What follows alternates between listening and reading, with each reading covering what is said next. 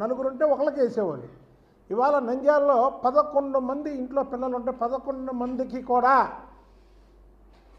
వేసినటువంటి చదువు కోసం డబ్బులు వేసినటువంటి ప్రభుత్వం చంద్రబాబు నాయుడు గారి ప్రభుత్వం. ఇంకేం కావాలి నీకు చెప్పు?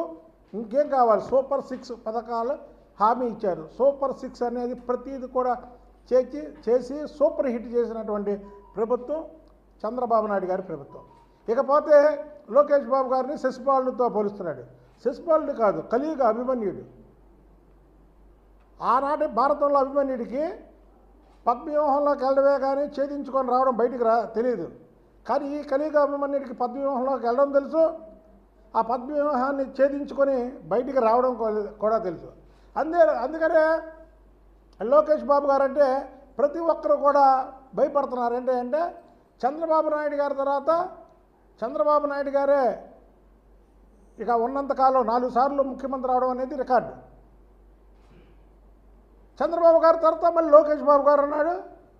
అంటే ఇక